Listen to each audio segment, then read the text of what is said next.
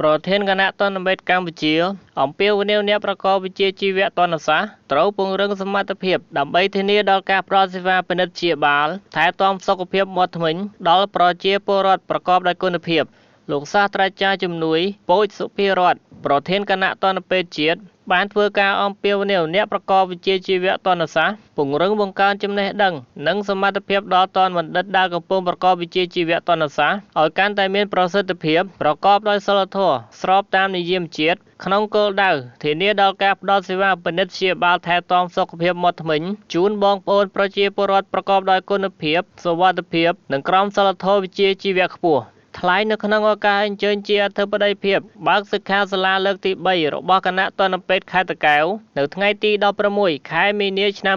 2025នេះក្រោមប្រធានបទបង្កើនចំណេះដឹងក្នុងវិស័យពុតតម្រង់ធ្មេញដើម្បីគុណភាពកាន់តែប្រសើរលោកសាស្ត្រាចារ្យពូជសុភារតប្រធានគណៈតនពេទ្យជាតិបានថ្លែងបន្តថានៅក្នុងបរិបទសម័យ Digital នេះយើងទាំងអស់គ្នាជាអ្នកប្រកបវិជ្ជាជីវៈសុខាភិបាលក៏កំពុងតែរត់តាមបច្ចេកវិទ្យាថ្មីៗក្នុងវិស័យសុខាភិបាលផងដែរជាពិសេសលើវិស័យតនសាស្ត្រដែលមានសារៈសំខាន់ក្នុងការជួយសម្រាលនិងដោះស្រាយបញ្ហាទាំងឡាយទាក់ទងនឹងសុខភាពមាត់ធ្មេញការទំពារអាហារនិងសម្រស់ផ្ទៃមុខរបស់មនុស្សគ្រប់រូបមិនអាចខ្វះបានលោកសាស្ត្រាចារ្យជំនួយពូជសុភារតប្រធានគណៈតនពេទ្យជាតិក៏បានផ្ដាំផ្ញើដល់តនពេទ្យទាំងអស់ត្រូវខិតខំត្រង់ត្រាប់និងផ្លាស់ប្ដូរបទពិសោធន៍គ្នាជាមួយនឹងវាគ្មិនដើម្បីទទួលបាននូវចំណេះដឹងជំនាញនិងបច្ចេកវិទ្យាថ្មីៗក្នុងការពង្រឹងវិជ្ជាជីវៈជាប្រចាំស្រាវជ្រាវនិងបន្តអភិវឌ្ឍឲ្យឆ្លើយតបទៅនឹងសមាហរណកម្មក្នុងតំបន់តាមរយៈការអភិវឌ្ឍវិជ្ជាជីវៈបន្ត